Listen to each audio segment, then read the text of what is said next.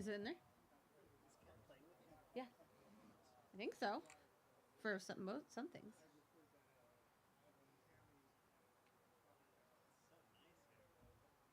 Mm-hmm.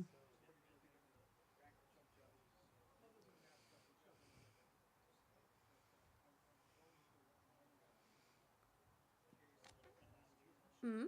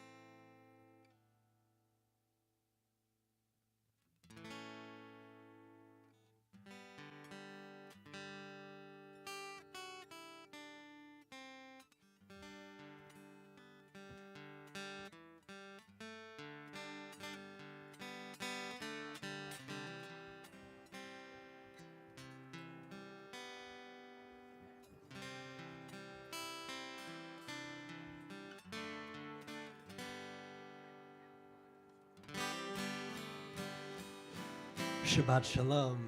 Shabbat shalom. Shabbat Shalom. Make sure you have a prayer book, one of those handy dandy supplemental pages. Welcome back to the Outdoor Chapel. Yay! Shabbat Under the Stars is back. Woohoo! For real. Yeah, and as an added novelty, for the first time since the pandemic, Shabbat is in fact under the stars.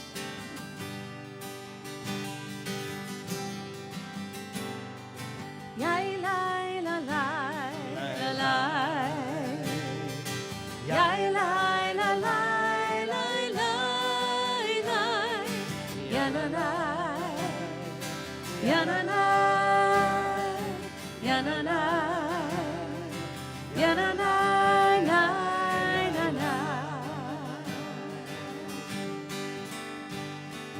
Ya, nai, nai, nai, nai. That's all there is to it. Try it with us from the beginning. Yai, lai, la, lai, la, lai. Yai, lai, la, lai, lai, lai, lai. Ya, la, lai. Ya, la, lai. Ya, la, lai. Ya, la, lai, lai, la, lai. Yai, nai, nai. Yai, nai.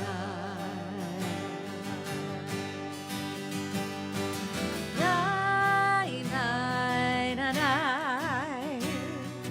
Yai, nai, nai, nai, nai, nai, nai. Yai, nai, nai, nai. Yai, nai, nai, nai, nai, nai, nai. Yai, nai, nai, nai, nai. Yai, nai, nai, nai, nai, nai, nai. Yai, nai, nai, nai. Yai, nai, nai, nai, nai, nai, nai. Yai, nai, nai, nai, nai, nai, nai. Yai, nai, nai, nai, nai, nai. Yai, nai, nai, nai, nai, nai. Ya, da, da. Ya, da, da. Ya, da, da. Ya, da, da, da, da, da. Yai, dai, dai. Yai, dai.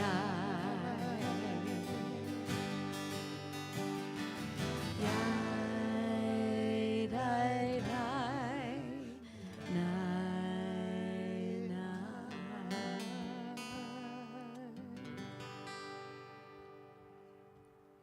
Shabbat Shalom. Shabbat shalom. Welcome, everyone. We're so glad you're here. We are also not alone. We are with the tens of thousands of Leo Beckers across the world who are with us, including, I'm sure my mom is with us, so we are so glad you're here. Shabbat Shalom. Mom and 99,999 others. Welcome, Mom. It's a blessing that we're all here together.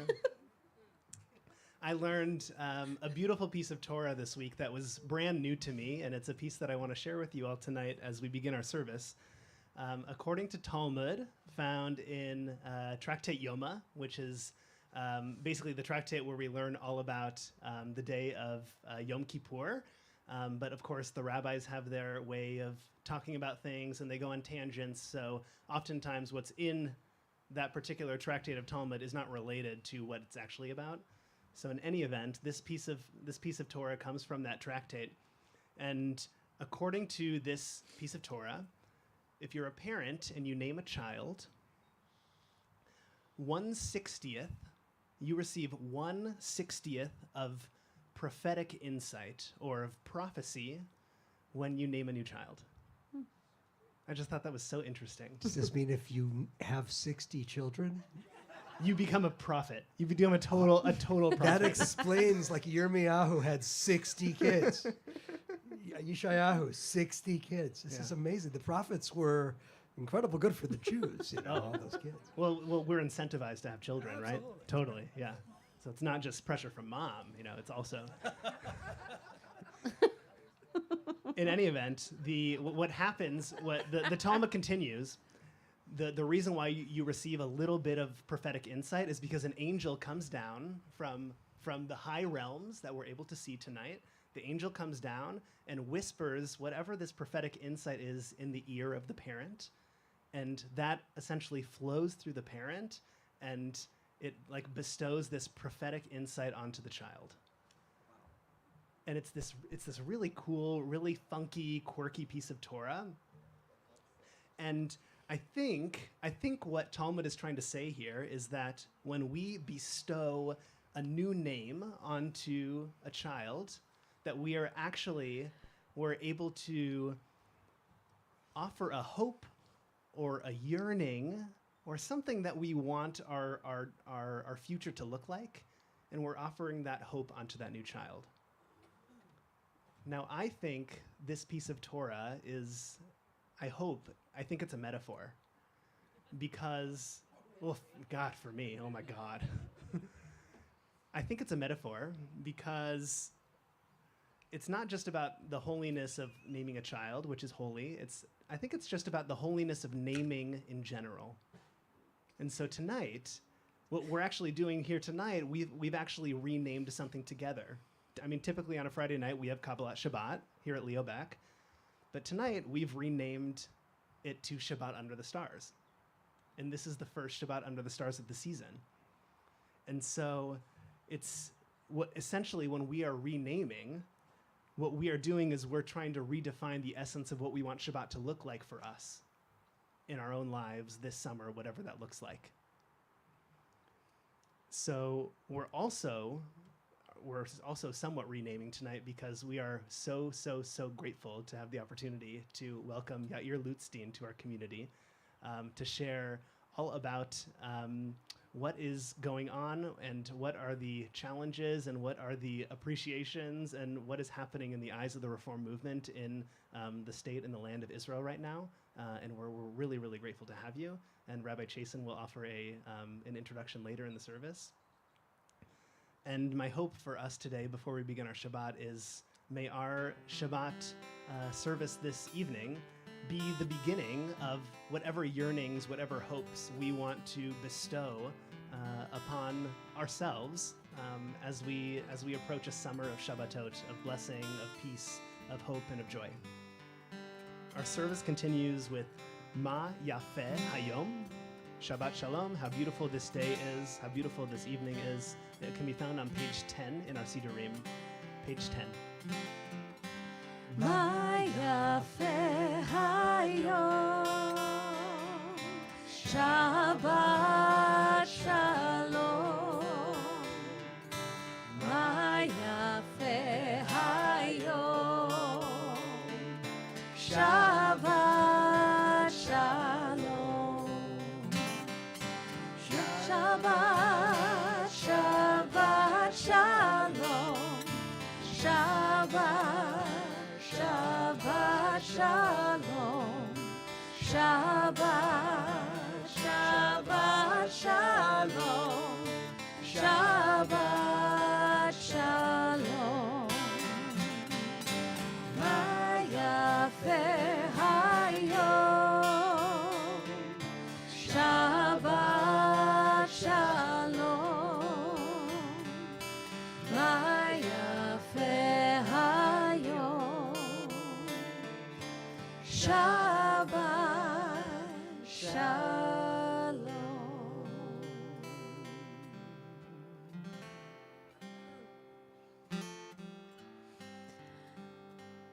So we are here, as we've all expressed. I think I'm the one clergy who hasn't expressed my excitement for the being outside under the stars. So I'm really excited that we're back outside and actually under this canopy and not the other canopy. There is this canopy, the universe.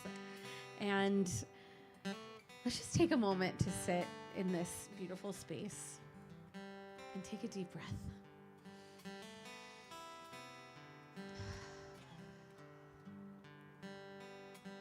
This is called the pulse of holiness. The love that echoes love, that whispers love, that breathes love in the quiet stillness of morning, is leading you toward light, toward understanding, toward God. For love is the pulse of holiness, the beating heart of radiance and wonder, the rhythm of creation, the energy of blessing, the starburst of the divine. Let love flow through you. Let your countenance shine majesty from the core of your being to the edge of the universe, to fill the world with splendor. The love that echoes love, that sings love in your heart, in the quiet nights of yearning, resonates with eternity, leading you toward light, toward the one, toward being one with all beings, with all souls, with the wisdom of the ages and the wisdom of the earth. We'll join together on page 10, Yedid Nefesh. Yedid Nefesh, Av HaRachaman, Av HaRachaman,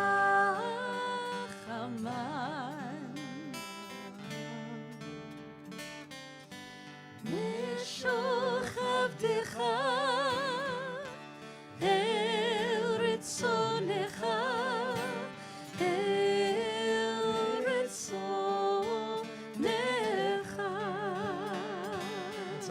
to it. Welcoming God, our soul's friend.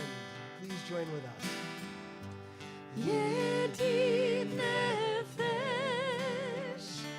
Av HaRachaman, Av HaRachaman,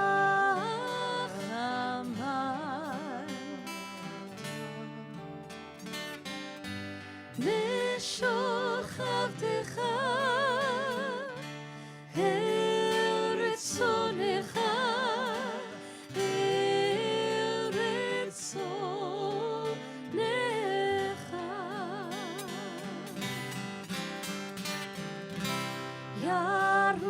Tzavtecha kemo ayar yishtachave el mul hadarecha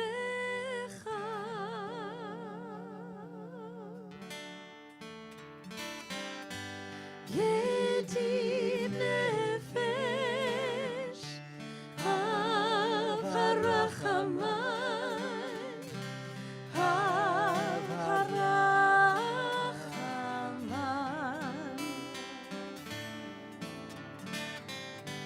Mishoch Avdecha,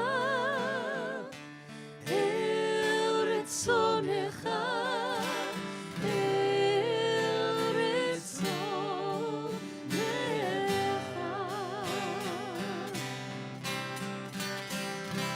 Yarutz Avdecha kemo ayar yishtachave el mul hadarecha.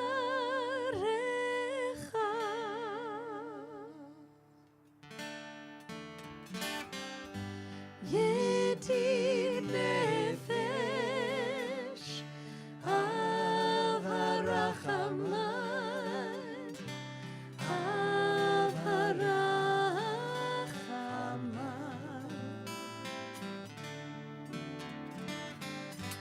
Mishoch Avdecha,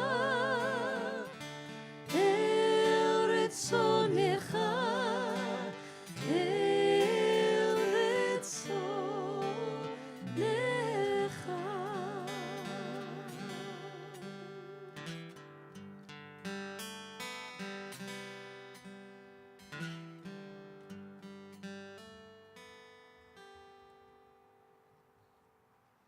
We'll turn in our Sidurim to page 20. We'll welcome the Shabbat bride. We'll sing verses 1, 2, 5, and 9 together of Lecha Dodi. When we come upon verse 9, I'll invite us to rise and we'll face the entrance of our outdoor chapel. And Lecha Dodi is a chance to sing out together. This is also a small taste of home for Yair, because this melody for Lecha Dodi was brought to us by his home congregation, sung it many, many times at Kehilat Kol HaNishama, and so it's a road game for Yair today, but a home game for a moment.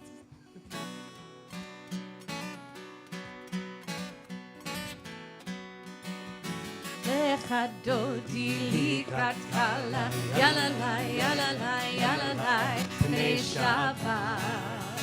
לקבלה. לך דודי לקראתך לי, יללי, יללי, יללי, בני שבת. לקבלה. שמור וזכור ודיבור אחד, השמיענו אל המיוחד. אדוני אחד, שמו אחד, לשם ותפארת ולתהילה. לך דודי לקראתך לי, יללי, יללי, יללי, בני שבת. לקבלה. לך דודי לקראתך לי, יללי, יללי, יללי, בני שבת. לקבלה. לקראת שבת לכו ונלכד, כי היא מקור הברכה. מראש מקדם נסוכה, סוף מעשה במחשבה תחילה. לך דודי לקראתך לי, יללי, יללי, יללי, בני שבת. לקבלה.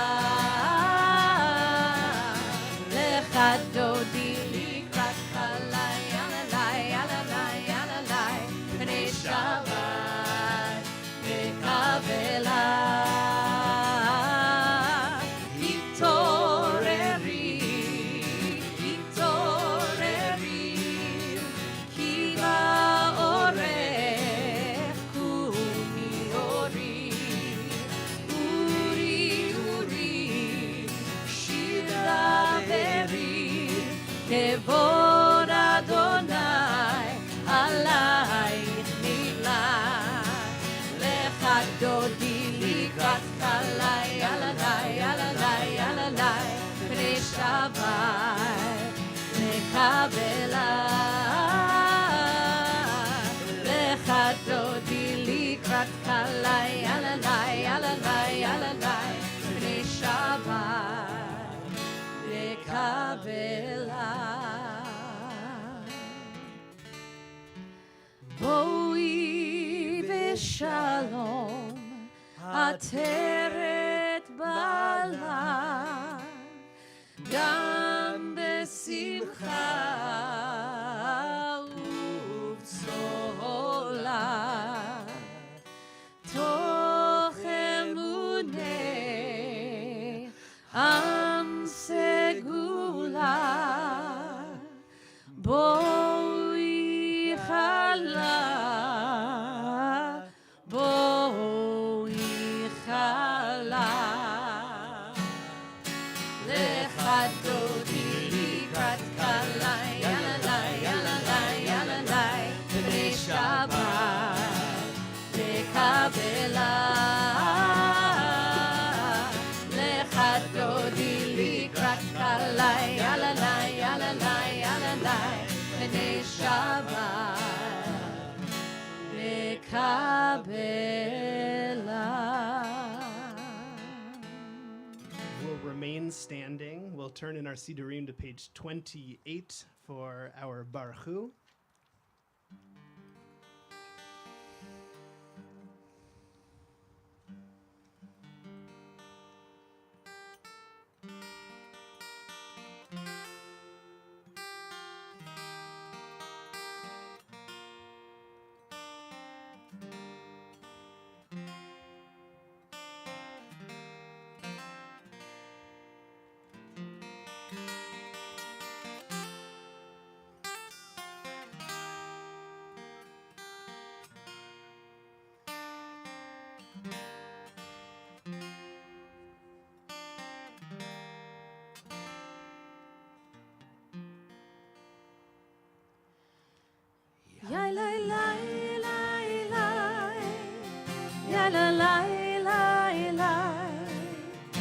la la la la, ya la la la la, ya la la la la, ya la la la la, ya la la la la, ya la la la la. Barechu et Adonai HaMevorach.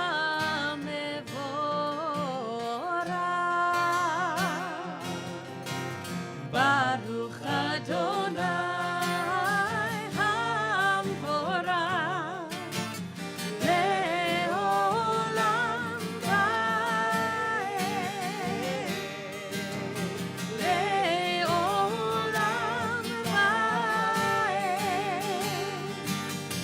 Ya la la la la, ya la la la la, ya la la la la, ya la la la la, ya la la la la, ya la la la la, ya la la la la, ya la la la la. On page 30, in the middle of the page, I'll invite us all as one community to read together in English. Page 30. Blessed are you, Adonai our God, ruler of the universe, who speaks the evening into being, skillfully opens the gates, thoughtfully alters the time and changes the seasons, and arranges the stars in their heavenly courses according to plan. You are creator of day and night, rolling light away from darkness and darkness from light, transforming day into night and distinguishing one from the other. Adonai Tzvaot is your name.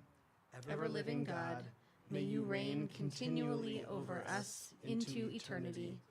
Blessed are you, Adonai, who brings on evening.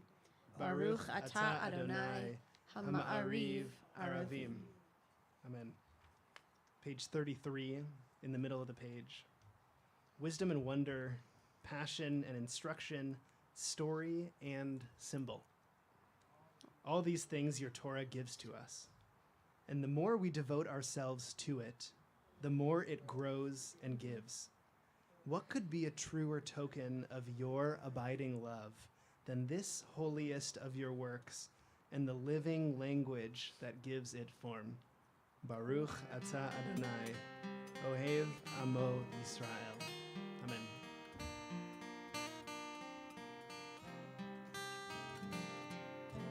Shema Yisrael, Adonai Eloheinu, Adonai Echad. Shema Yisrael, Adonai Eloheinu, Adonai Echad. Shema Yisrael, Adonai Eloheinu, Adonai Echad. Shema Yisrael, Adonai Eloheinu, Adonai Echad. Baruch Shem Kevod Malchuto, Le'olam va'ed. Baruch Shem Kevod Malchuto, Le'olam va'ed.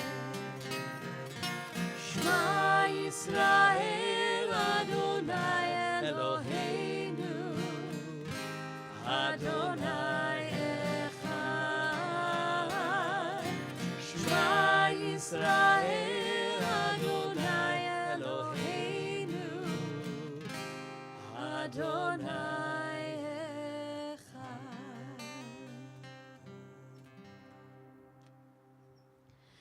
Ve'ahavta et Adonai Elohecha bechol levavcha ubechol nafshecha ubechol meodecha והיו הדברים האלה אשר אנוכי מצווך היום על לבביך ושיננתם לבניך ודיברת בם בשבתך בביתך ובלכתך בדרך ובשוכבך ובקומך וקשרתם לאות על ידיך והיו לטוטפות בין עיניך וכתבתם על מזוזות ביתך ובשעריך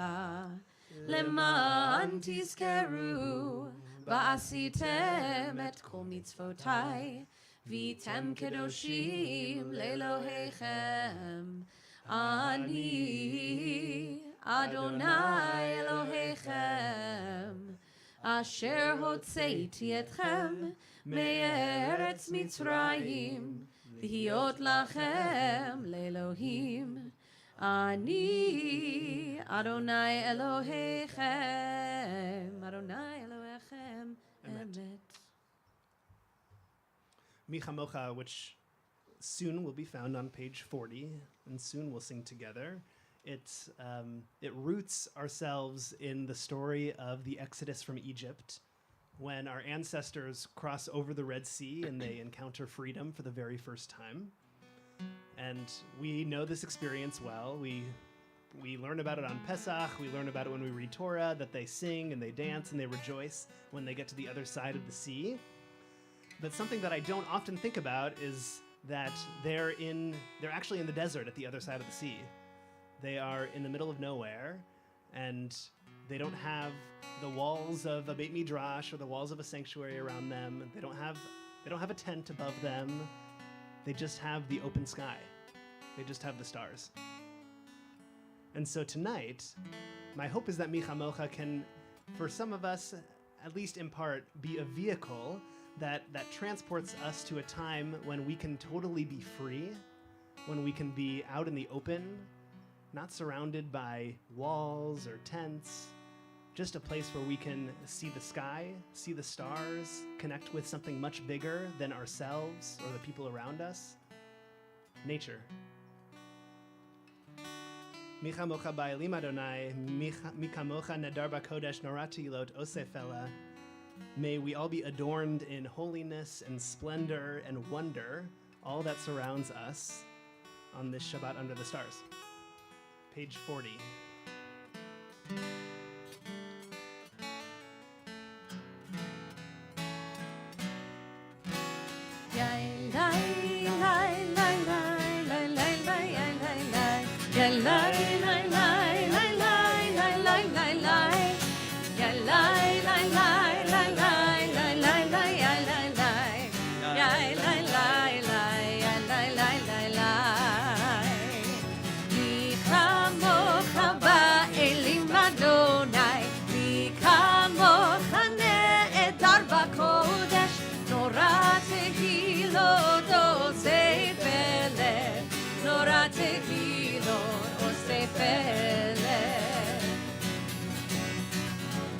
מלכותך ראו בניך חוקי הים לפני משה ומרים זה אלי אנו ואמרו זה אלי אנו ואמרו אדוני ימלוך לעולם ועד אדוני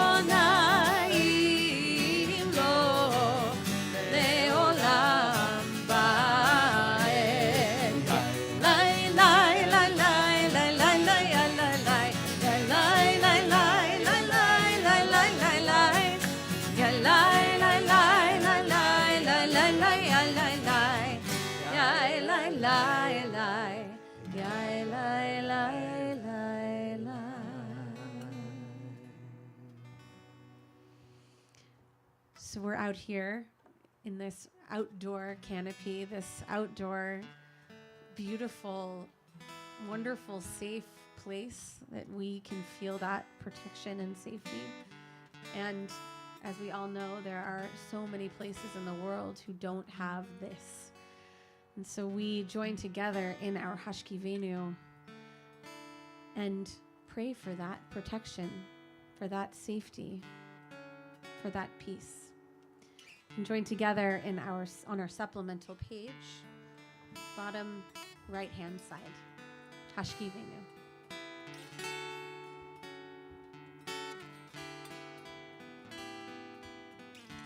Hashkivenu Adonai Eloheinu L'shalom, L'shalom V'ha'amidenu Malkeinu L'chaim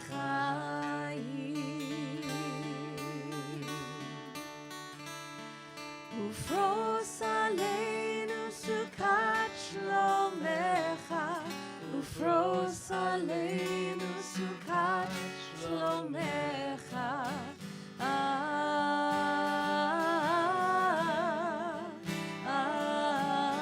Amen. Shelter us beneath thy wings, O Adonai. Guard us from all harmful things, O Adonai.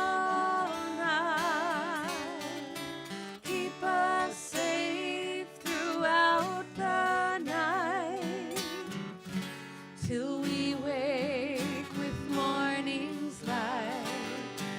Teach us, God, wrong from right.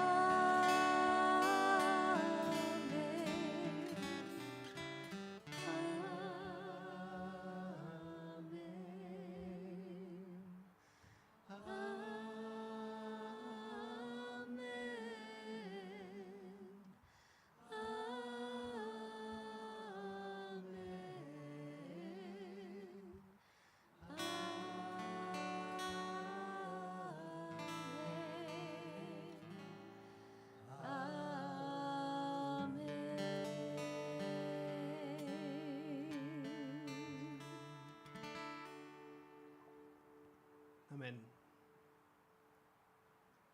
Amen. Our Amidah can be found on page 46.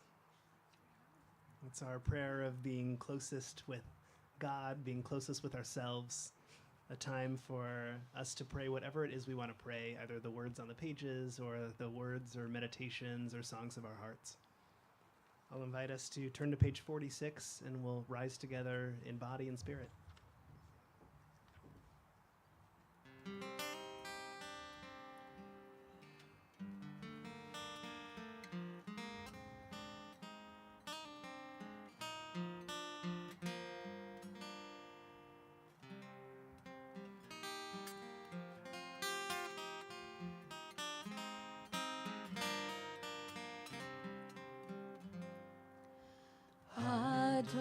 Adonai sefatai tiftach ufi agi tehilatecha. Adonai, open up my lips that my mouth may declare your praise. Baruch atah Adonai Eloheinu ve'Elohei Avotenu ve'Imotenu, Elohei Avraham, Elohei Yitzchak, Elohei Yaakov, Elohei Sarah, Elohei Rivka, Elohei Rachel, ve'Elohei Leah, Ha'el Hagadol, Hagibor ve'Hanora, El Elyon, גומל חסדים טובים וקונה הכל וזוכר חסדי אבות ואימהות ומביא גאולה לבני בניהם למען שמו באהבה מלך עוזר ומושיע ומגן ברוך אתה אדוני מגן אברהם ועזרת שרה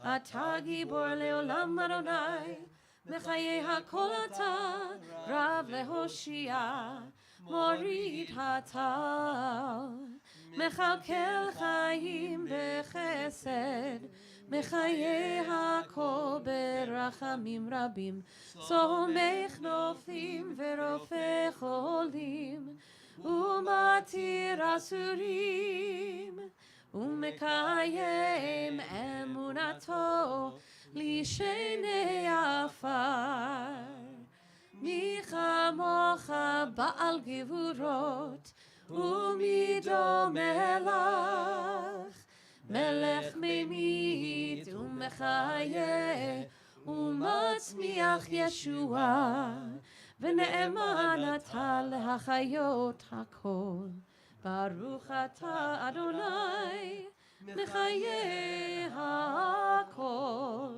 אתה קדוש ושמך קדוש וקדושים בכל יום יהללוך סלה ברוך אתה אדוני האל הקדוש. We'll continue silently and we'll be seated when we're finished.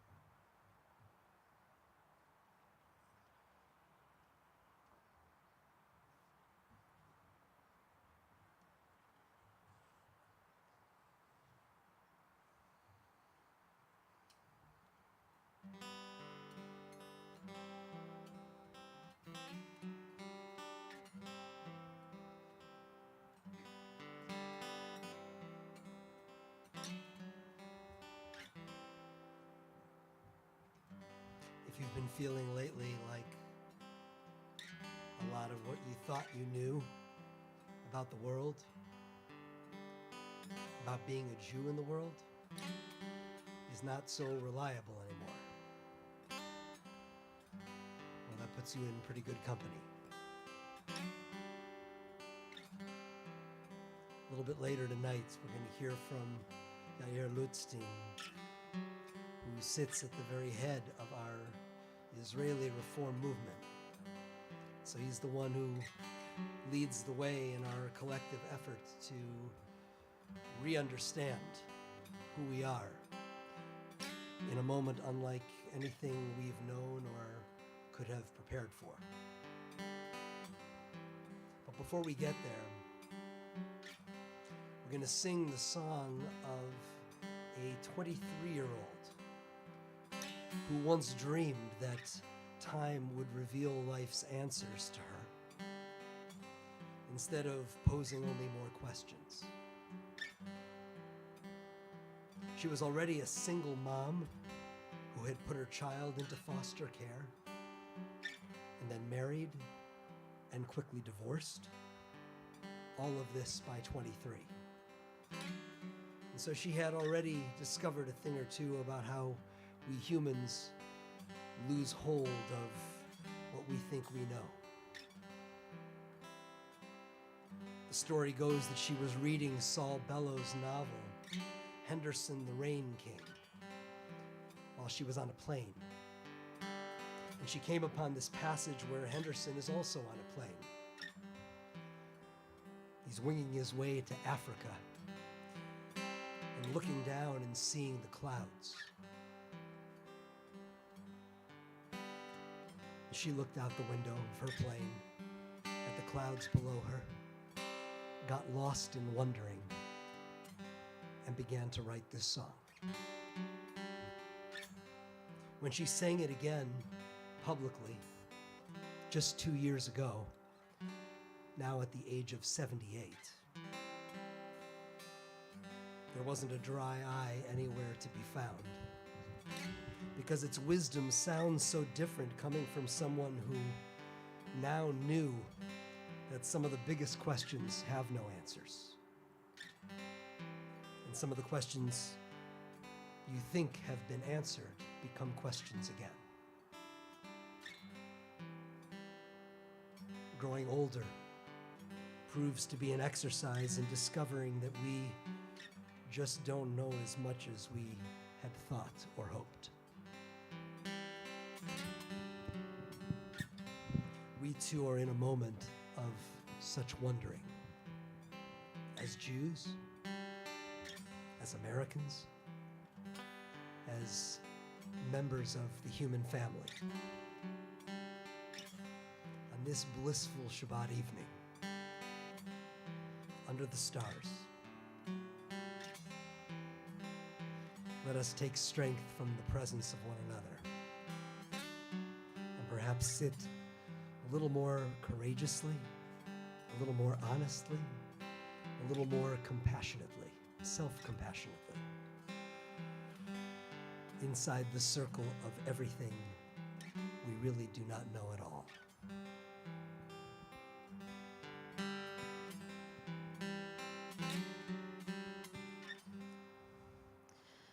Rows and flows of angel hair and ice cream castles in the air and feathered canyons everywhere.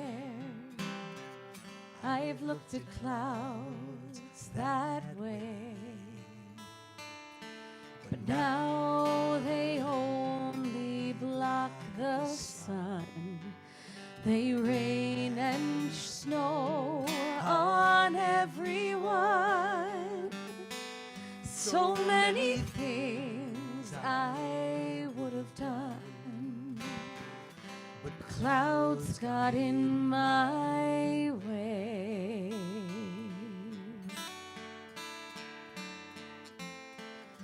I've looked at clouds from both sides now, from up and down, and still somehow it's clouds' illusions I recall. I really don't know clouds at all.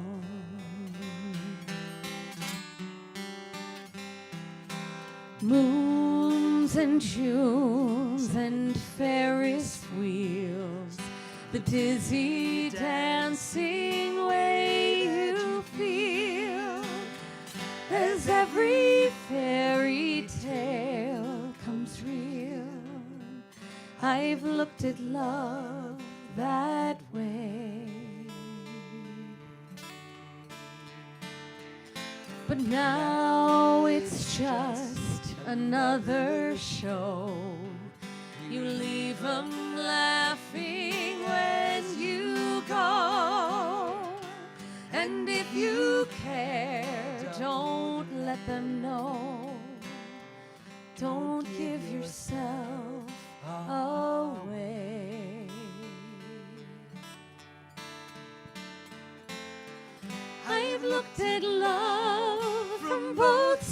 sides now, from give and take, and still somehow it's love's illusions I recall. I really don't know love at all.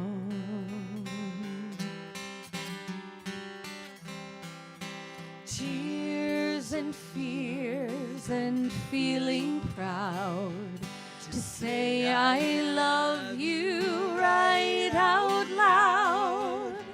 Dreams and schemes and circus crowds, I've looked at life that way. Now old friends are acting strange. They shake their heads, they say I've changed. Well, something's lost, but something's gained in living every day.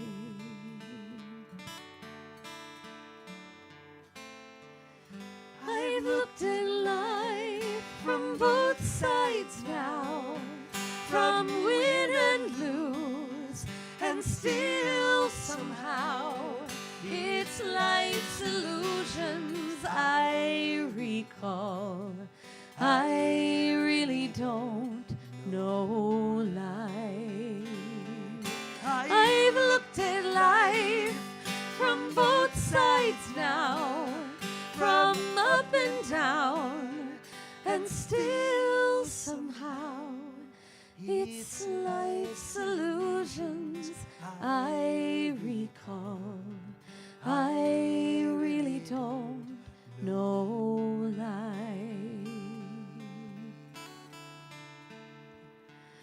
I really don't know life at all.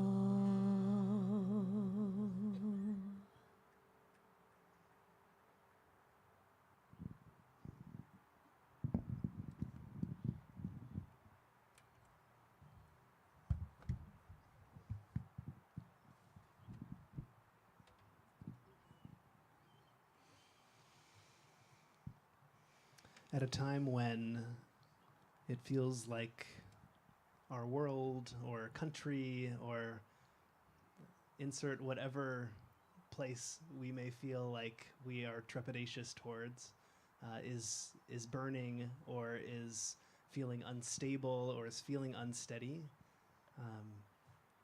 there is not just pain or challenge or suffering going on across the world or in a different part of the country, but also in our own lives and also in those in our own families, in our siblings, in our spouses, in people in our families whom we love and care about, people in our community. So soon what I'll invite us to do is in our Sidurim, you can open to page 253 and then you can stick your thumb in it and then close the Siddur. Because an important custom that we have at Leobeck Temple is we create a space for folks to share the names of those who you are holding, who you want to offer strength and healing and love and support to. And we'll have an opportunity as our eyes meet to either share those names out loud, if you have those names to share out loud, or if you have names to share in your hearts, to do so as well.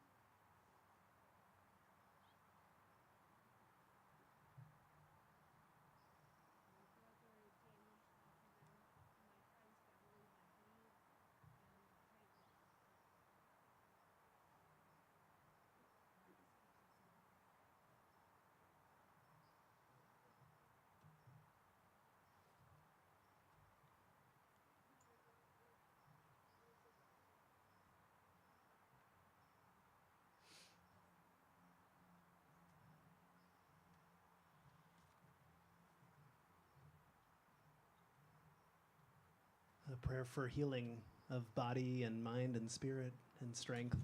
Page 253.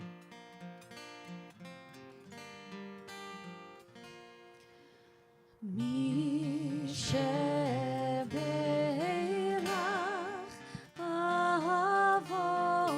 אבותינו מקור הברכה לאמותינו.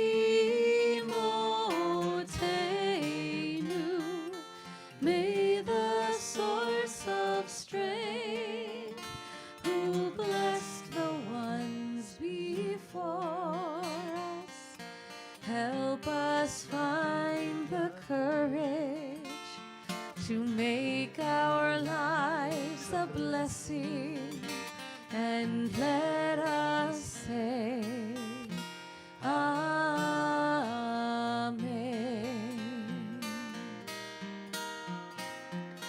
מי שברך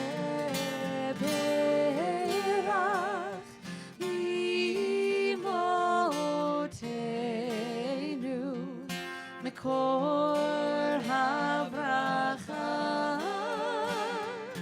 לאבותינו.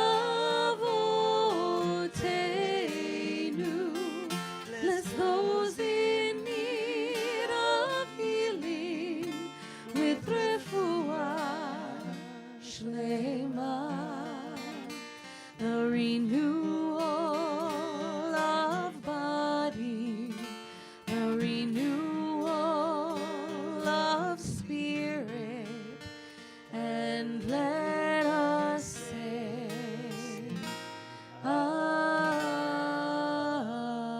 Amen.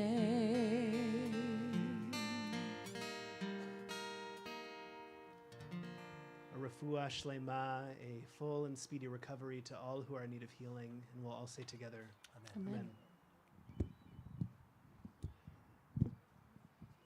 We'll turn to page 282 for our concluding prayers, the Aleinu, in all the ways that we're able in body and spirit. I'll invite us to rise.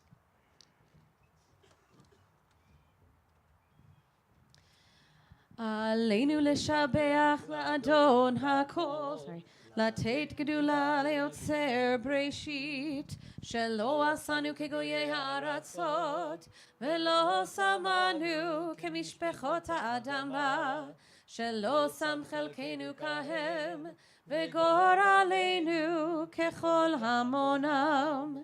ואנחנו קוראים ומשתחווים ומודים לפני מלך מלכי המלכים הקדוש ברוך הוא. Page 287.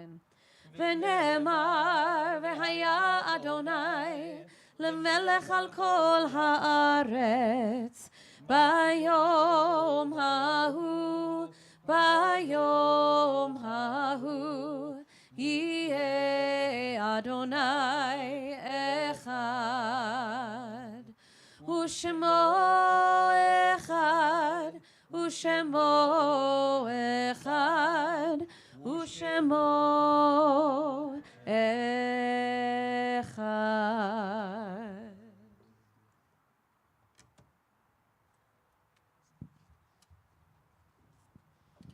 Some words to help us prepare for the recitation of Kaddish, words found on the back side of the supplemental page. These words were written, of course, known, loved words here at our temple, written by our senior Rabbi Emeritus of blessed memory, Rabbi Sandy Reagans. Would that the people we love and need could be with us always, but that cannot be no matter how much we wish it so. Why is it this way? We do not know. We will never know. That is the central mystery of life. All we can do is cherish our loved ones until the time comes, as it must, when they are taken away from us. And then, like all the generations before, we must weep for those we have lost and carry on, sustained by the knowledge that something of their essence abides, always with us, as long as we live, giving us strength and courage, comfort and hope. As we prepare to recite the Kaddish prayer this evening, we remember especially Susan Aberman, Jeffrey Allison, Gussie Askenaz, Lazar Bernhard, Edna Blumenfeld, Philip Bowers, Edward Bronstein, Harry Beisel, Lillian Crane, Joseph Danchik, Florence Stein Epstein, Shirley Franklin, Murray Fromson, June Gerard, Tilly Grossman Bierman, Adalbert Bella Gutman, Ruth Heyman, Morty Kausman, Irene Keynes Ellis, Howard Kiesel, Philip Coleman, Elizabeth Hayuten Lerner, Lillian Bibb Lushy, Faye Marenberg, Daniel Resnick, Sanford Schulhofer, Norman R. Smith, Dorothy Steiner, Judith Gordon Tenenberg, Annie Waldman, Philip Weinstein Jr., Linda Whitehead, Stella Woolman. Are there others we should include? If so, please speak their names aloud.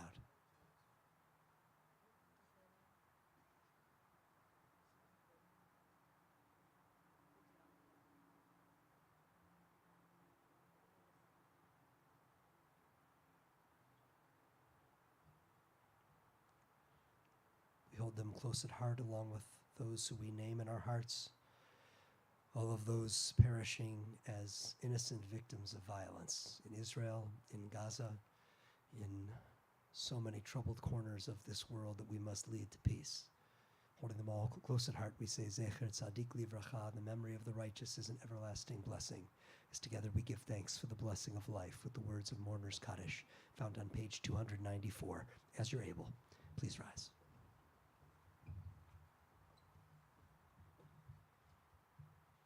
Yitgadal v'yitgadash shemei Rabbah, be'alma divra chidutei v'yamlich malchutei, b'chayechon uv'yomechon, uv'chaye dechol beit Yisrael, b'agala ufisman kariv v'imru amen.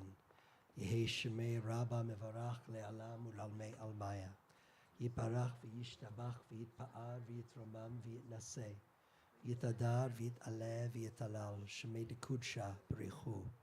Le'ela min kol birchata v'shirata, tushbechata v'nechemata, ta'amiran be'alma v'imru, amen.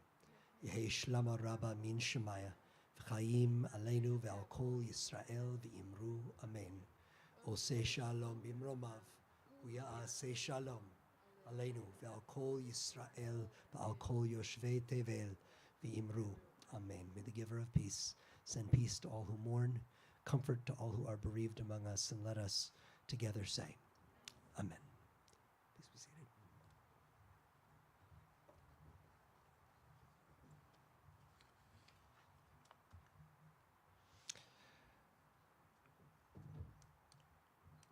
Our guest on this Shabbat evening is someone I have known and admired for a very long time, and especially in the last year, when a little over a year ago we were together in Yerushalayim, when we thought we had headaches enough with the struggles to protect democracy in Israel, and we were gathering for the World Zionist Congress. That was 2 Aprils ago that we were together in Jerusalem. By the time I get through describing Yair Lutzstein to you, you will understand why there really is nobody better suited to help our eyes, specifically us, to help us understand this moment, to understand a little bit about what Jews like us, how they are experiencing this moment. He just has a unique background that has a toe in a lot of different parts of our hearts. Let me describe for you. First, in June of 2022, Yair was reelected to a second 3-year term. So he got reelected. Reelection's a good thing. We're all in favor of reelection. And yeah, very good. So Yair was reelected to a second 3-year term as chairperson of the Israel Movement for Progressive Judaism, the IMPJ. That is Reform Judaism in Israel. So he's the chair of the board. He has been on the IMPJ board since 2013, currently also serves on the IMPJ's boards Congregational Development Committee, and as a member of the Reform Movement's Israel Religious Action Center Steering Committee for the Iraq's all of its important work that it does in protecting religious pluralism and fighting illegality in Israel. Now here's the part that'll help you understand why he's just got a unique set of eyes. Born in London, England, grew up in Toronto, so he's got a lot of North American Jew in him, made Aliyah in 1979, and has since then resided in Jerusalem. He's a lawyer. He served in the IDF's Military Advocate General Corps for 23 years, completed his term of duty in 2007 with the rank of colonel. During his military career, he held several really challenging positions, the last being that of legal advisor to the IDF in Judea and Samaria. Legal advisor to the IDF as regards the West Bank, Yair Lutstein. Previous positions in the IDF included that of the staff judge advocate for the General Staff Command and the legal advisor to the IDF in the Gaza Strip. Since completing his regular IDF service, Yair has invested much of his time on issues relating to Jewish pluralism in Israel, those issues that speak directly to our hearts in terms of lifting up our way of being Jewish inside our Jewish homeland. From 2010 to 2013, he served as president of Kehilat Kol HaNeshama, whose Lecha Dodi we sang beautifully tonight. It is Jerusalem's largest Reform synagogue. Yair also serves ex officio on the executive board of the World Union of Progressive Judaism and is a member of the Israel team of Artseinu, the International Federation of Reform and Progressive Religious Zionists. In the latter capacity, from 2012 to 2015, he served as co-chair of the World Zionist Organization's Standing Committee on Budget and Finance, and since late 2015, he has been a board member of the Keren Kayemet LiYisrael Jewish National Fund.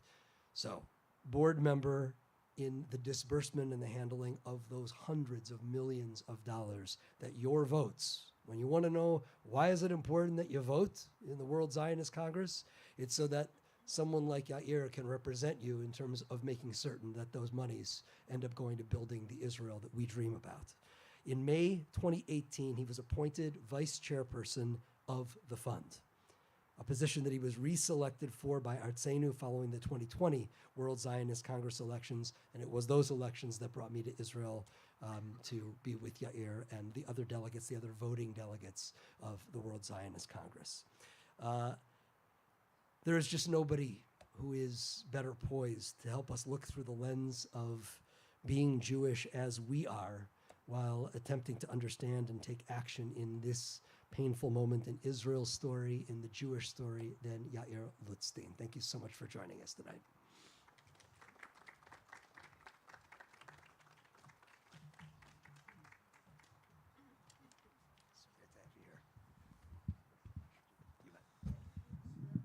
I know that resume sounds impossible. Yeah. Right? Before I start my presentation, I want to say thank you. Thank you, firstly, for the zchut, the privilege, can you hear me? Of being allowed to spend the afternoon with Stanley and with Risa as a result of this presentation. They are dear friends. They were members of Kol Shama, and it was such a joy to be able to be with you this afternoon. Thank you, Ken, for being a partner in our holy work at which is not always easy at the World Zionist Congress and the same. And thank you all for being here and allowing me, as an Israeli, as a Reformed Jew, to have a little bit of oxygen. These are very difficult times for Israelis. And about a year ago, we at the IMPJ, the Israel Reform Movement, were thinking of the biennial that we were to have 2 weeks ago, exactly 2 weeks ago, a biennial that was supposed to be a celebration of everything that we do as Reformed Jews in Israel. We call it the Vida, the conference. And as we were preparing, it's usually held at a place called Kibbutz Shfaim. And in January, when we started thinking about maybe a celebration is not the right thing to do at this time after the war began, and the fact that Kibbutz Shfaim happens to be inhabited today by all the members of Kibbutz Kfar Aza who were evacuated to there from Gaza, from the Gaza envelope area, we started feeling that maybe it wasn't the right thing to have a celebration. I was actually opposed. I thought by the time the end of May would come, the war would be behind us. Our members from around the 50-odd communities would need a time to rejoice, to come together again, and I was wrong. Instead, we decided to have my board decided, we're a democratic organization, they voted against the chair of the board, which is the right thing to do. And we decided to have a one-day celebration which took place exactly 2 weeks ago in Jerusalem. It was a day in which we thought, you know, the war, people are not going to want to come together. We'd have 100 people, 200 people. I thought 400 people. We had to close registration after 750 people. We only had place for 620 for meals. For Kabbalat Shabbat at the end of that day, we had over 1,000 Reform Jews, Israeli Reform Jews, and 10 brave souls who came from abroad to join us.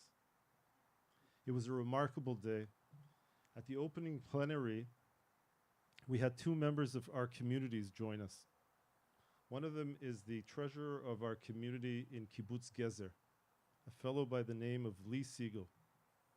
His brother and his sister-in-law were taken hostage to Gaza. His sister-in-law was released in the first of the release of folks. She's the one who has gone around the world and in Israel telling of the sexual harassment women who were taken hostage have endured.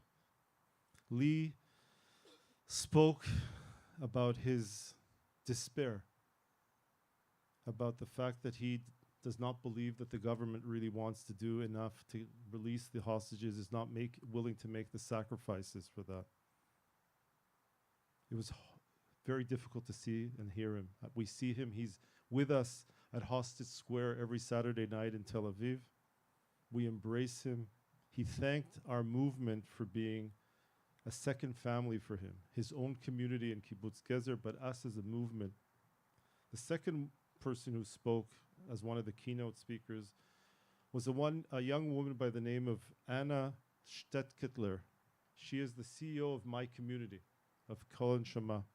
Her first cousin, Karina Ariav, was also taken hostage, a 19-year-old girl. She was one of those women in Kibbutz Nachaloz who was a soldier that morning, who had been making complaints to their commanders about what was happening and the noise that they were hearing and the fact that they saw all kinds of activities over the fence. Her first cousin talked about the despair of her parents, Karina's parents, of the fear that, God forbid, she might be pregnant. There's the fear that they have all gone through terrible things. And again, talking about the fact that coming together as a family, being embraced by members of our own community, my own community, but also the reform movement writ large, was such a help, as much as you can help in those kind of situations.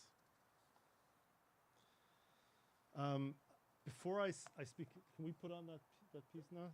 So it's become dark enough. I want to tell you a little bit about what we as a movement have done since October 7th.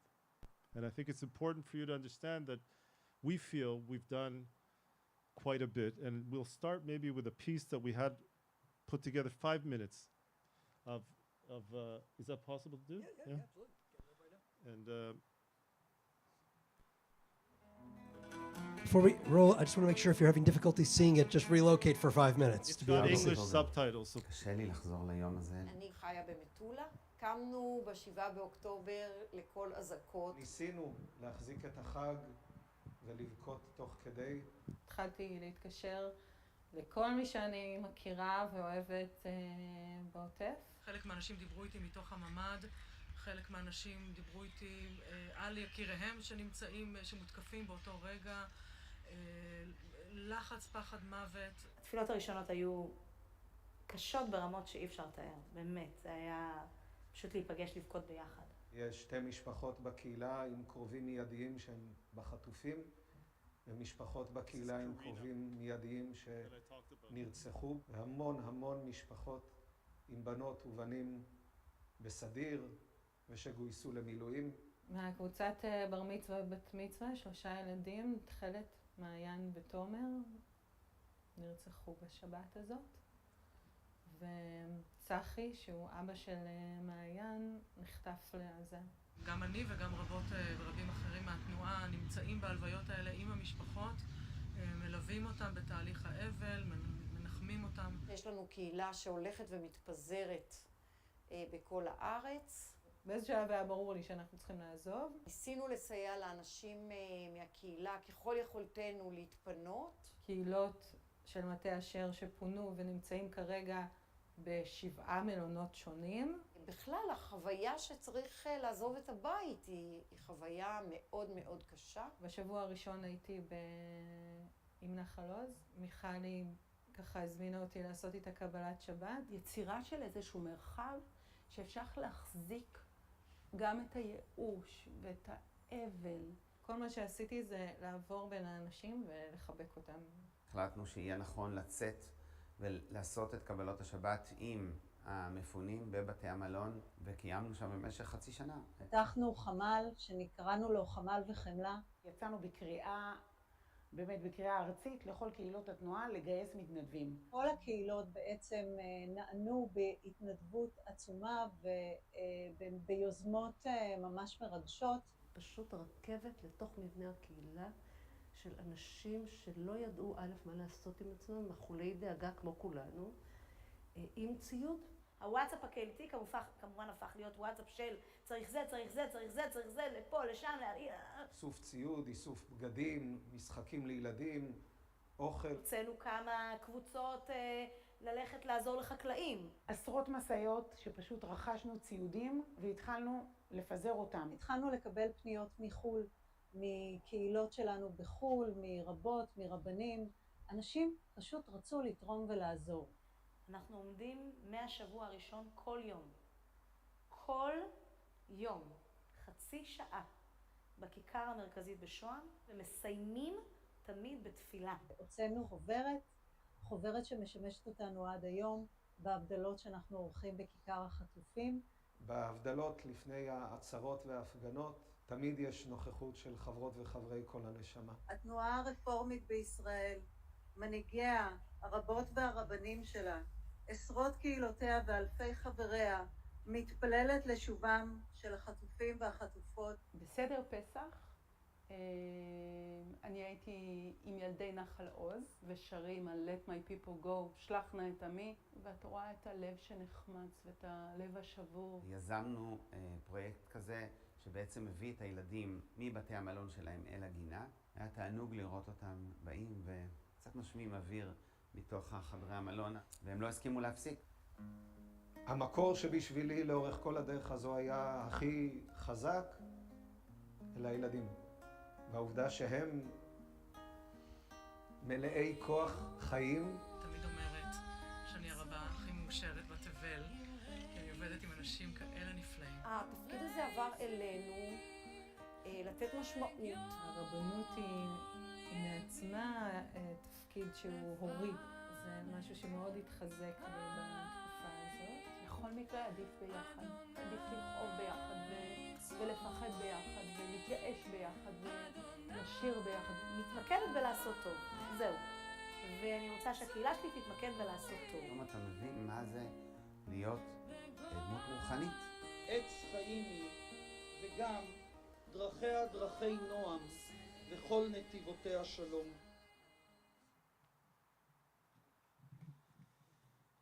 I'm pretty proud of being the chair of the Israeli Reform Movement in general, but I'm particularly proud of being the chair of the Israeli Reform Movement since October 7th. And I learned a term that I didn't know before in the last couple of months, to punch above your weight. We're a small movement, but we have punched and we continue punching well above our weight. And I want to just give you a few examples. You saw some of the rabbis here. The first is Rabbi Yael Vorgan of our community in Shara Negev. We have a community that puts together the kibbutzim around Gaza. They pray every Friday night at a different moadon, clubhouse of one of the kibbutzim. I've had the opportunity and the privilege of praying with them on several occasions, and that community was decimated. And they have a rabbi, they lost hundreds of people killed that night. On the morning, I told Stanley and Risa, on the morning of the 7th, after I was awakened in my home by the sirens, the first person's name who was announced was a guy called Ophir Lipstein, the head of that regional council. He was announced as someone who had been killed. He was a friend of mine, a personal friend of mine. And I said, how could Ophir be dead? And that was just the beginning of the onslaught of that place. They had tens of people abducted to Gaza, hundreds of people injured, hundreds upon hundreds evacuated to places around the country. And Yael did an incredible job of going from one hotel to another hotel to provide pastoral care, to allow people to mourn. She helped in funerals. Something unbelievable, something that is unreal, unfathomable. I want to mention two other, also having to deal with the people who wanted to go back home to pick up clothes. They couldn't. They weren't allowed back into their homes if there was anything left of their homes. Yael Kari, you saw all the three rabbis I'm mentioning in that clip. Yael Kari is the rabbi of the regional council of Mateh Asher. Mateh Asher is the regional council that is on the Lebanese border near, if you know, Rosh Hanikra, okay? Her community, as she mentioned, is in 7 different hotels. She herself has moved 7 times in the last 8 months because she couldn't find a temporary location to live in. She couldn't come to our celebration because she was not able emotionally to be with other people at this time. She found it overwhelming. But she's been a remarkable leader to her flock. The third that I want to mention specifically is another woman. She was wearing yellow. Her name is Orit Rosenblit. She's the rabbi of our community in Kiryat Shmona. Kiryat Shmona is one of the most northerly communities. She lives in Metula. Metula is literally on the border with Lebanon. 45% of the houses in her community do not exist anymore because of what the Hezbollah has done with anti-tank missiles hitting homes in that community. Her nephew, her husband's sister's son was killed in Gaza, and she has been trying to deal with her flock as well during this time. 3 remarkable spiritual leaders, women, and we're blessed in Israel with more than half of our Reform rabbis as women. It's a real blessing, and I think at this time particularly so. But rabbis in general, during these times, Israeli rabbis, Israeli Reform rabbis have been particularly impressive, particularly important, providing spiritual and pastoral care for their members and communities. Funerals. Up till this war, very few Reform rabbis were allowed to carry out military funerals. We have those issues. We're not even talking about religious pluralism, etc. But the military rabbinate this time allowed for our rabbis to perform funerals. In one of our communities in a little town just outside of Jerusalem called Sur Hadassah, on October 7th, a very brave young man by the name of Yanai Kaminka was killed in one of the bases protecting his soldiers. And his parents are members of our synagogue in Sur Hadassah. They wanted their rabbi to perform the funeral, and he was allowed to do so. I went to I didn't know him, and I didn't know his parents, but I felt the need to be at the funeral. There were 1,000 people. In the midst of his father's eulogy, sirens went off because there was a threat that there was missiles coming into that area. We all ran to look for some safe haven, covering our heads. Got up after 10 minutes, and the father continued his eulogy for his son, reading a poem that he was in the midst of writing to him when he was killed. They communicated to one another through poetry. And he was in the midst of writing, and he completed the poem after his son, getting word of the fact that his son was dead.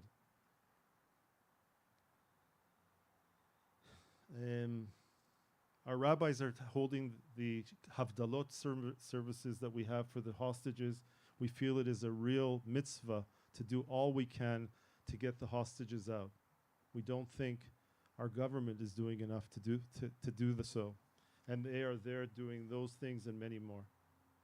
From day one of our organizations, one of the arms of our movement called Keren Bekavod, the Bekavod Fund, which is our movement's Tikkun Olam arm, has provided solutions for folks who were evacuated from their homes. Like I said before, many of the folks who were evacuated left with nothing, literally nothing.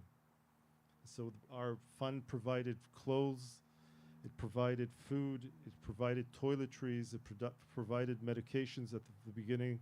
And as we moved forward and things got a little bit more normal, you had tens of thousands of families that had been evacuated with kids who were not in their educational environments. There was no school set up.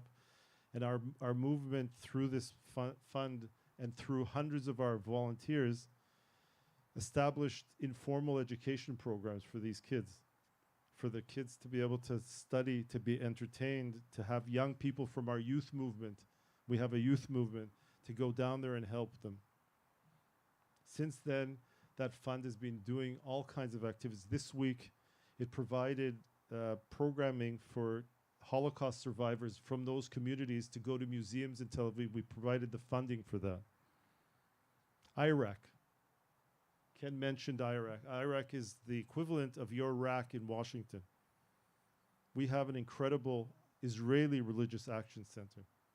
It has been doing remarkable work since day one. We realized early on that when everyone talks about the day after, it's thinking about what's going to happen in Gaza or what's going to happen in Lebanon. But there's another very important day after, and that is for the Arab community in Israel. There's 20% of Arab, for what's happening within Israel. The day after in Israel, within the Green Line. Understanding that 20% of our population are Arabs. And one of the miracles of this war, a literal miracle, is the fact that the Arab population has for the most part not joined the fray. And why is that so? We have to figure that out, and I'll talk about that in a little bit. Iraq had one of the most moving days that I participated in since October 7th was something that took place in a school that's called Leo Beck School in Haifa.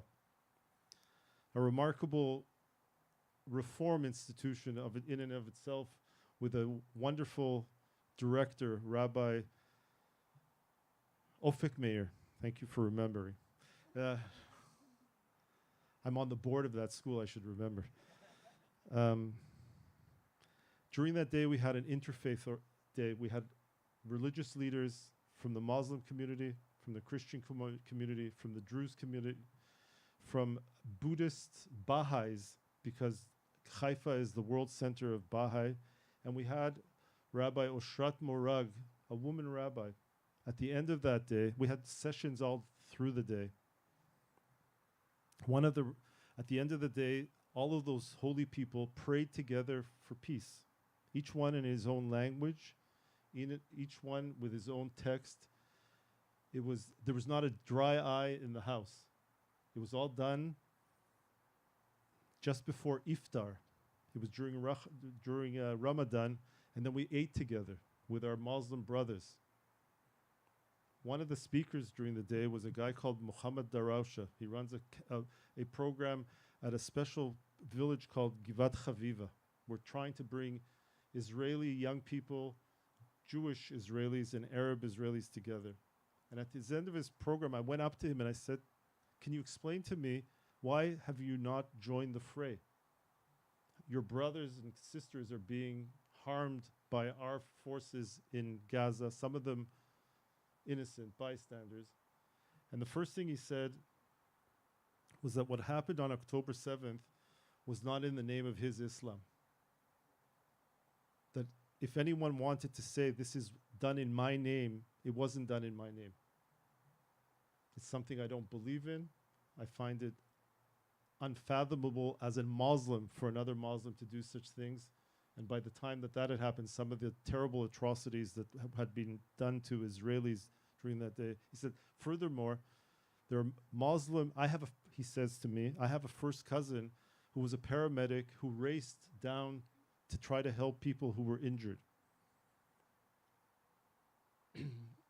Hamas folks came across him, and the feeling amongst his family and other Arabs who were killed that day, Arab Israelis were killed, that Hamas, when Hamas discovered that Arabs were amongst those together with the Israelis, they took a particular pleasure in putting them out of their misery. He said that his cousin was shot in the forehead. He also said that something remarkable. He said, we Israeli Arabs are feeling more Israeli since October 7th. Listen to that. It's a remarkable statement. I had a word before with Paul, and he's talked to me about some of the people that he works with. I look forward to the opportunity to continue the dialogue on this because there's a lot of work to be done. It's not all wonderful. There's a lot of work to be done, and Iraq has been doing that work. Some of that work is to ensure that the racism that sometimes exists within Israeli society does not take the shape of actions against the Arab population because we don't want them to join the fray as a result of something of incitement against them. It's very easy to incite when you see the people amongst you as your enemies because they are Arabs. It's much harder to stop that incitement, and Iraq is involved in the work against incitement of that form. I can tell you some of the other things that they've been doing this week. It has nothing to do with the war, but what the kind of things that Iraq is involved in. Yes, this morning, literally Friday morning, this morning was supposed to, a gay pride event was supposed to take place at the Tower of David in Jerusalem, run by the Jerusalem municipality. On Tuesday or Monday, Erev Shavuot, the municipality and the mayor decided to cancel the event because of pressures from the ultra-Orthodox within the municipality. On Tuesday night, in between, we don't have 2 days, we only have 1 day of Shavuot. The lawyers at Iraq worked through the night to petition the courts against that decision. And yesterday, the magistrates court in Jerusalem ruled for us and ordered the Jerusalem municipality to hold the event this morning. If you haven't seen the pictures of the gay, it's never been before, of the gay pride flag flying on the chomot, the walls of the old city. It happened today because of the work that Iraq is doing during the war. Mamash. Another program that we're running is something called Shchenim. Shchenim is neighbors. We're encouraging our communities around the country who live adjacent to Arab communities in their vicinity to meet as families, to have families from our community in Ramat HaSharon meet with people in Taibe as families. It's not easy at this time. At first, we canceled that program. We thought it was too sensitive to be able to do it. But as time marched on, we realized that this is essential, that we have to continue the dialogue between the sides. Conversions. Another miracle. In 2023, we carried out, our rabbis and our Beit Din in Tel Aviv and in other places carried out over 300 conversions. More than 10% of all the conversions in the state of Israel in 2023. since the beginning of 2024, we're set to reach 400 conversions. During the event last week or 2 weeks ago, I met with we have two Russian-speaking communities with Russian-speaking rabbis. And I said to them, why is there such an uptick in conversions? Because a lot of them are coming. He said, first of all, because of before October 7th, the government that we had in place and still have in place, we thought it was going to roll back some of the judicial decisions on conversions, and people wanted to get the conversions in before. Since then, people who are not halachically Jewish want to be Jewish in Israel as a result of the war.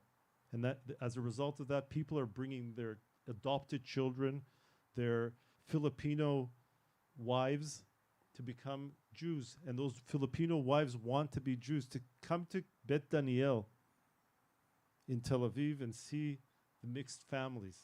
You should have come to our celebration on that Friday night when 12 new converts were invited to join Am Yisrael. It was just incredibly moving. Volunteerism. I don't know whether you saw some of it was very quick. Since day one, our communities around the country have started to volunteer. I'm a pretty busy guy. I try to, my community, Kol and Shema, has a woman, Debbie Levron. Remember Debbie Levron? Debbie Levron has taken time, and she sets 2 days a week when between 15 and 20 members of Kol and Shema go to pick fruit. Okay? I have picked fruit in I've picked strawberries, sweet potatoes, tangerines, grapefruit, avocado, pomelas, and this is the one that gets the laugh out of everyone, medical marijuana. And by the way, they check your pockets before you leave. Okay? It's true. It's actually the most boring because you have to trim. You're always trimming. They want to. That's all you do. Everyone's going.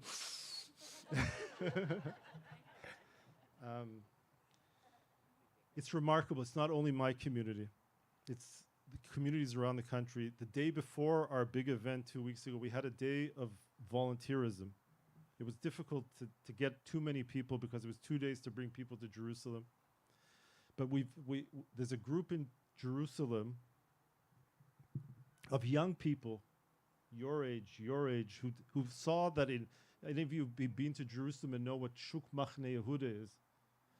At the end of it's like the local fruit and vegetable market. At the end of the day, tons of food, literally tons, gets thrown out. And they discovered that a lot of that stuff is really still good. So they went about with volunteers of their own to pick out the good stuff and bring it back to a central place. And these remarkable young people are cooking meals for people who need food. And so our volunteers came and helped. I joined for part of the day. It was just amazing to cut up tomatoes that look perfectly wonderful and to have the food at the end of the day because they have cooks there to prepare the food and allow the volunteers to eat, and it was delicious. Mechinot. Do you know what the Mechinah programs are? The pre-army programs? We have two Mechinot. We have in Jaffa and in Cholon. The building that houses our folks, the young kids, it's pre-army. They take a gap year and decide to do a year of leadership training during that year. The kids in our program in Jaffa are in a building that probably should be torn down and rebuilt at some point, but it doesn't have any safe rooms. And when missiles started coming into Tel Aviv, we had to find them other places to live. That was one challenge. The other challenge is that the Ministry of Defense at one point, there's not enough soldiers. And the Ministry of Defense decided to bring forward the induction of some of the male soldiers. And we discovered very quickly that they were only asking for soldiers in Mechinot that were not Orthodox. And so we sued on that as well. We petitioned through Iraq that as well. We didn't win that case for other reasons, but it's a very important program, and it creates reform leaders who go into the military afterwards. The hostage activities. We work tirelessly to support hostage families, to lead the prayers, to be on the march every Saturday night, every Thursday night, at the Knesset, wherever we can to support the families as something. And if you want, I have stickers and stuff that I brought also in English about the importance of the mitzvah of Pidyon Shvuim. Can you help me translate that? Redemption, the redemption of captives. Because we believe that.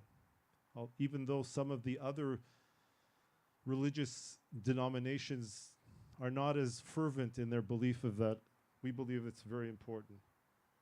One of the main issues that I think that we're going to have to deal with moving forward is the issue of conscription of Haredi young men. It's a topic that is, especially now, when you have to, when you hear a Haredi, an ultra-Orthodox rabbi saying, "We are praying for you." It's because of our prayer that not so many people were killed. Okay? And when a mother of someone who was killed or whose sons, I'll give you an example. I think sometimes personal anecdotes tell the story better than anything else. I was marching on one of those Saturday nights with some friends. I met some other friends from my community. Cheryl from Corpus Christi, Texas, and Jeff from Dallas, who made Aliyah 30 years ago, who have 3 sons, all 3 of whom were in the reserve, and all of them had a tour of duty during the last 8 months. And as we were marching, I said, "How are Gabi?" I forget the 3 names right now. You'll forgive me. She said, 2 of them are out. One of them has gone to be with his girlfriend in France. But Gabi was called back in to go into Rafah. And she was beside herself. And you have to then hear that the government is deciding to exempt almost all of the Haredi young men. It's unacceptable to all Israelis, not only to Reform Israelis. This week, the Iraq is going to consider how it can can attempt to join the battle against that in the manners that we have available to ourselves. And I'll let you know about that as it moves forward. One of the issues, and before I move into a little bit of something else, and I know we don't have enough time, because we haven't talked about some of the other issues that I'm sure that are important to you. One of the issues is responsibility. This is not so much a reform issue, but it's a general issue. Israelis today believe that the people who are in leadership positions, whether it's in the military or the Shin Bet or politics, have to go. They have to be replaced. They screwed up. And when thousands of people are killed as a result of the fact that you were negligent in your position, you have to leave. Some of the military people have started to leave. The head of the Central Command, the head of the intelligence forces have announced their retirement. Others have taken responsibility. Politicians, not so much. And one specific politician, not at all. And we all understand that he needs to also take responsibility. I want to talk about one last thing, and it's not the last thing, but almost. We also understand what you're going through. We understand that this is I heard what you said earlier, this is a moment for Jews around the world. We understand that there is an uptick in anti-Semitism. We hear about it from friends. We read about it. We hear the terrible things that are happening. As someone who grew up in Canada, to have marches through Jewish neighborhoods, to have shots shot at a yeshiva in Montreal, things that are scary. Things have happened in Australia that are terrible. I know that there is terrible. The things that are happening here on the campuses are difficult. And we understand that there is a need to talk about that. We need, as Reform Jews, one to another, we can talk about it. We also understand that there is a generational divide here. And not only perhaps generational, ideological, and that there are people who think in different ways. We need to talk about that. To lose that generation of American young people is a strategic time bomb for Israel. We need to find a way to have the dialogue between our young people and your young people.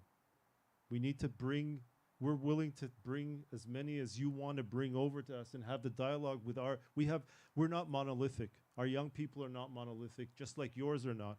But that dialogue and the understanding that you can be critical of the government of the state of Israel and still love Israel. We mustn't cross that precipice of stopping to love Israel or caring about Israel or saying, I don't have an opinion on Israel anymore. I don't want to have an opinion on Israel.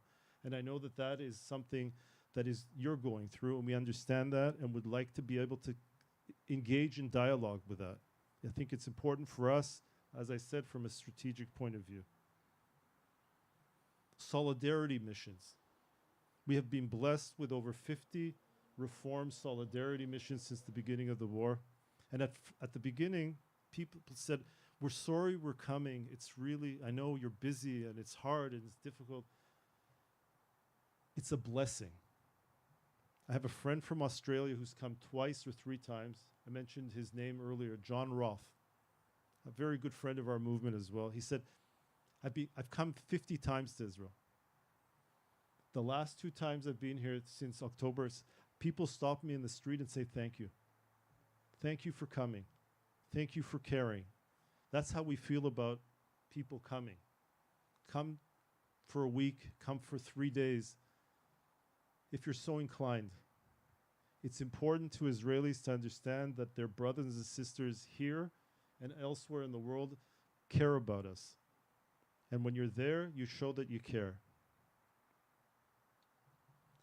There are some issues that I haven't discussed here yet, and I don't know whether we have time, like Lebanon or the rebuilding of communities around Gaza.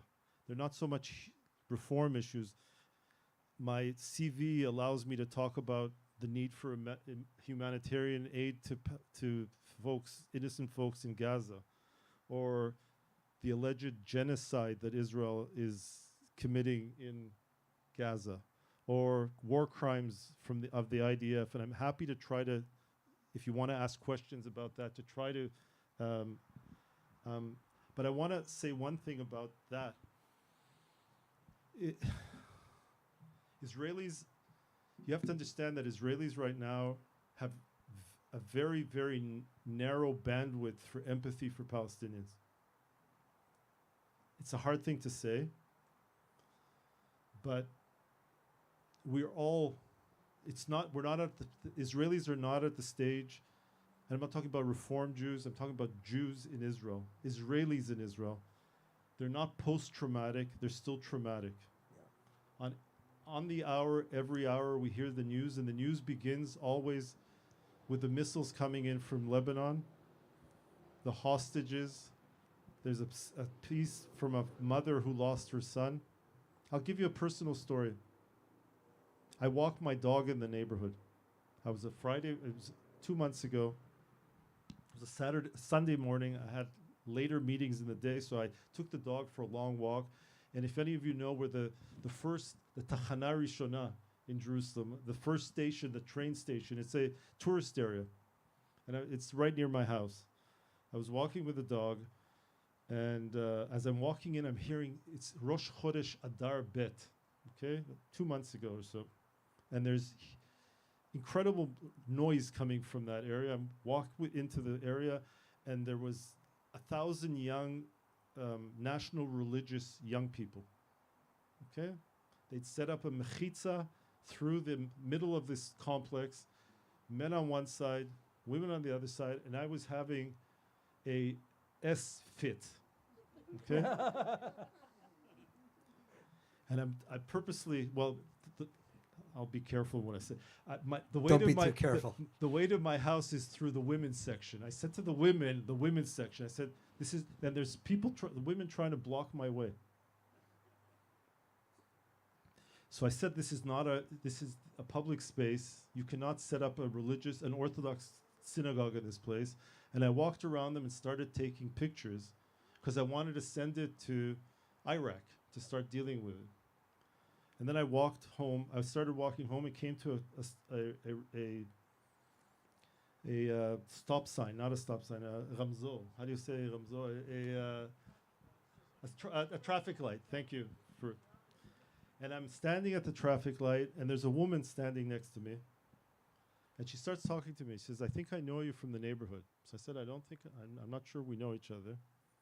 And she's talking in a very, very, very strong American accent in Hebrew. So I said to her, "Are you a tourist?" So she says, "No, I'm not a tourist." Okay. So I said, "I apologize." And then she says, "Actually, my son was killed in Gaza 6 weeks ago. And I live on the same street that you live in. It actually gives me goosebumps when I tell this story again."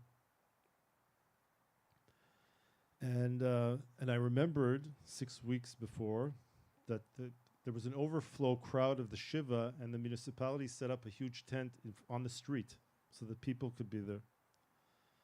And I said to her, "You're certainly not a tourist, and you're certainly not a new immigrant. You've earned your position as a citizen through and through." I wished her, I almost started crying. I wished her the strength and wisdom to get through these days as best as possible. And as the light turned to red, she started running. She needed to get home. She was crying. And I walked home with my dog. And that is giving you an example of where we are as Israelis. This is how we live our lives. You heard, I'll give you another snippet, and with that I'll finish. You can open it up to questions if you want. You heard about this remarkable release of these 4 hostages last Shabbat. I woke up in New Jersey. I was in New Jersey at other places last week. And it was overwhelming because the woman who was amongst the 4 was this poster child of all the hostages, if you might say, that Noah Argaman, the woman whose face you saw as she was being taken away on that motorcycle. I was sure she was dead, and it was just like remarkable. And I spoke to friends and family, and everyone was crying. But later in the day, it turned out that an officer had been killed in the action to release them. So my sister writes me to say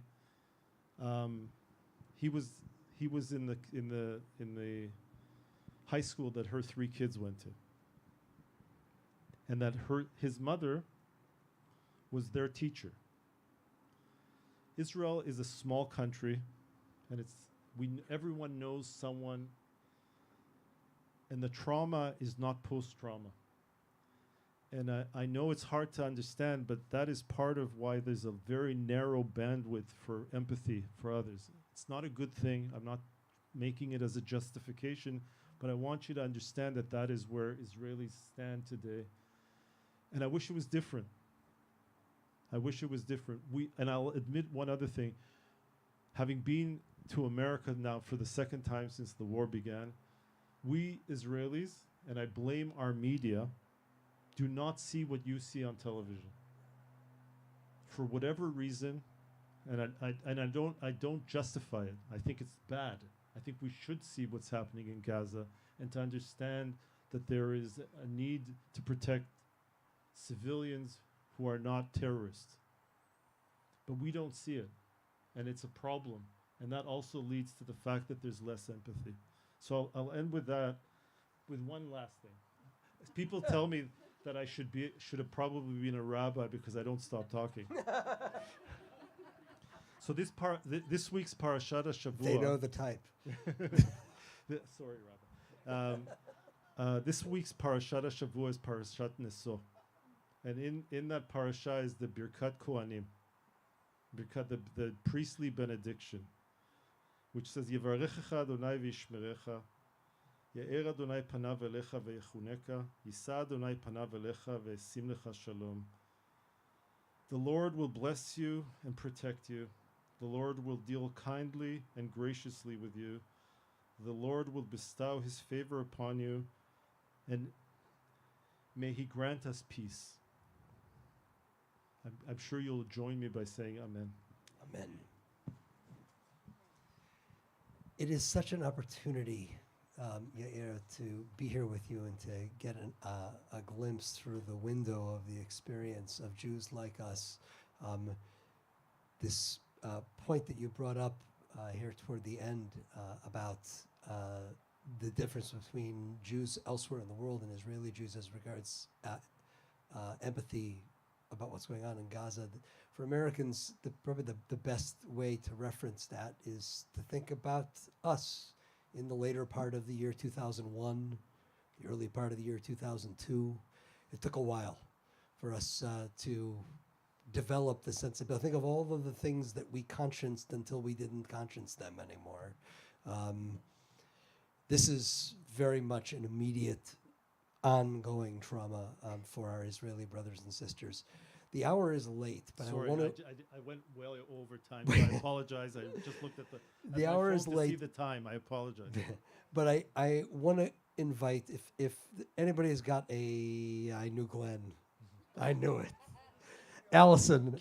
While you're taking These are the two I knew for sure. So I'm glad that we're checking those boxes. Yes. I just want to say about the empathy.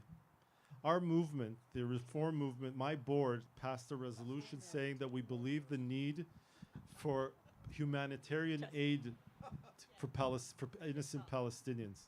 That the government of the State of Israel should be providing humanitarian care. It's in the interest of the State of Israel to do so. It was ridiculous not to do it from day one.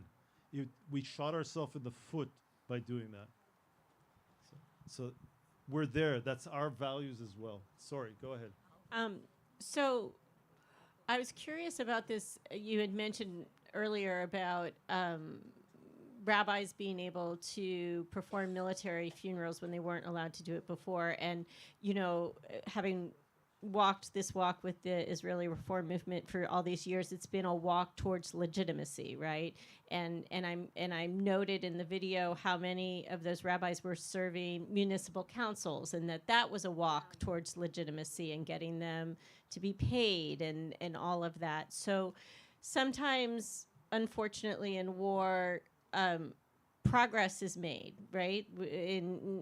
That happens. And so are some of these things, in terms of the walk towards legitimacy for Reform Judaism in the country, like this recognition, like, even to see the speaking at Hostage Square and to see a woman rabbi speak, that the rabbis of the Reform movement are praying for, all of this kind of recognition.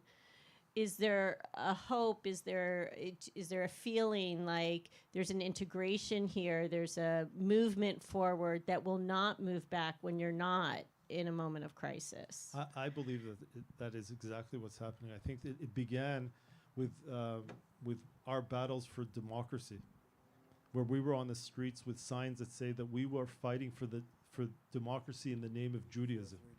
Okay. And at the time, we had people coming up to us and said, that's exactly the kind of Judaism we want. Okay, people who are not card-carrying Reform Jews. The same is true now. People want our type of Judaism. They want to feel that they can have... People need spiritual care right now. They don't want to go to Orthodox rabbis. And when they can hear the voices that we provide... I'm not saying that this is like this is going to bring the Messiah, the Reform Messiah. But this is definitely, we're making inroads into the hearts and minds of Israelis, everyday Israelis. Thank you. Okay, you want my jacket? Is this your jacket, by the way?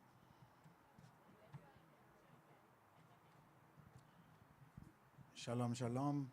Welcome. It's Thank just you. great to have you here, Yeshak Choach.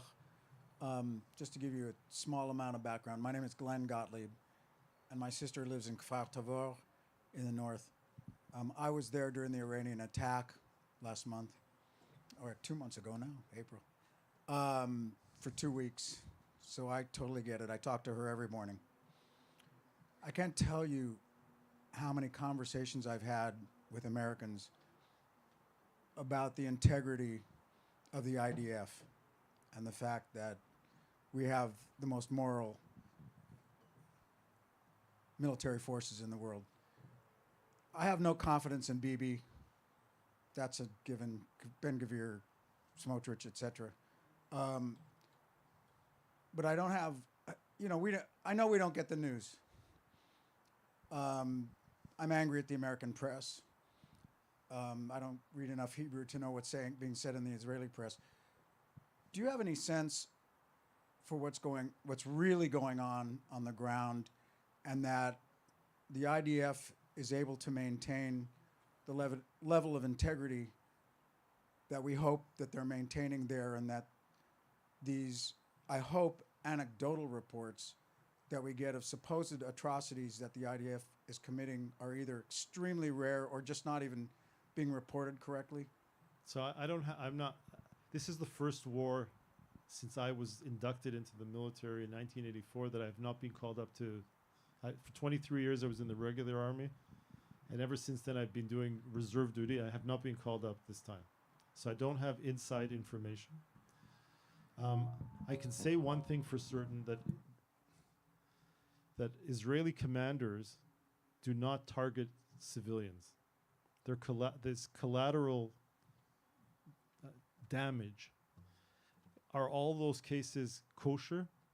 I wish I could say they are. I don't know. There'll be investigations within the military, and that's very important because they're bona fide investigations that will undermine the ability of Hague or other people to put soldiers on trial, and if we investigate ourselves in a proper manner. And I hope that is what is done in the weeks and months ahead.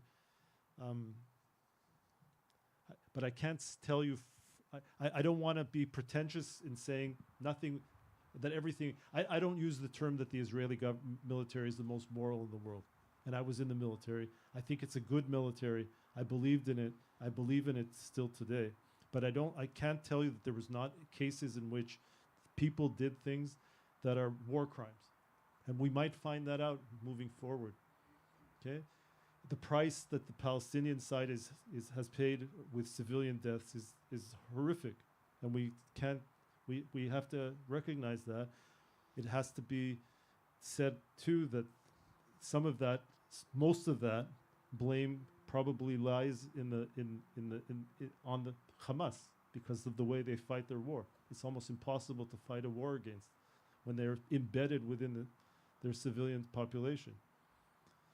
That doesn't make it easier for any one of us.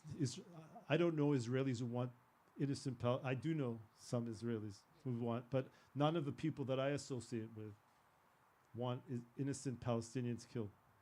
So I don't know if that's not a good answer to your question, because I don't have a definitive answer. It's my own. It's an honest answer. Yeah, we are so grateful for the opportunity to be with you here tonight. Yes. He's got a gift for us. I did bring a gift for. Oh, goodness.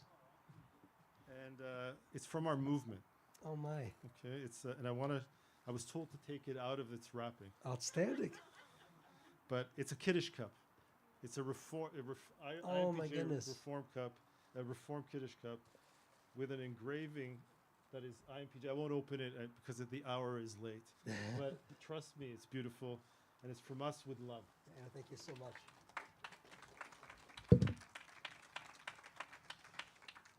I would like for the hardy among us who in this Arctic cool managed to survive.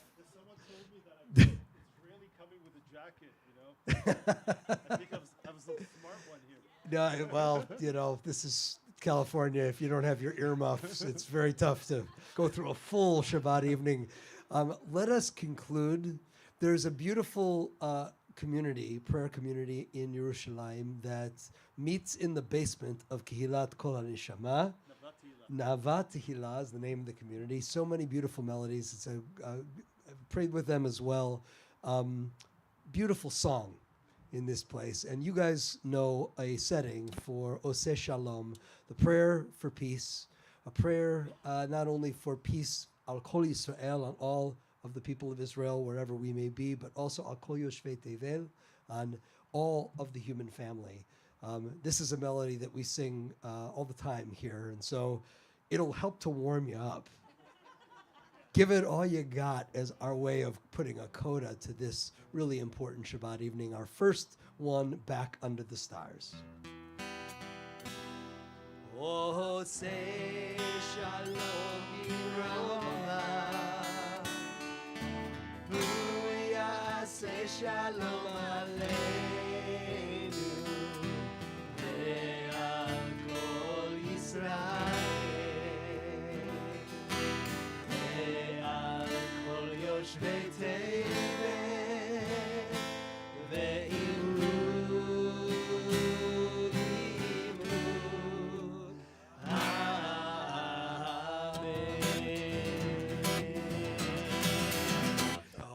say shalom Roma, Booyah, say shalom aleinu, ve'al kol Yisrael, ve'al kol yoshvei tevel, ve'imru,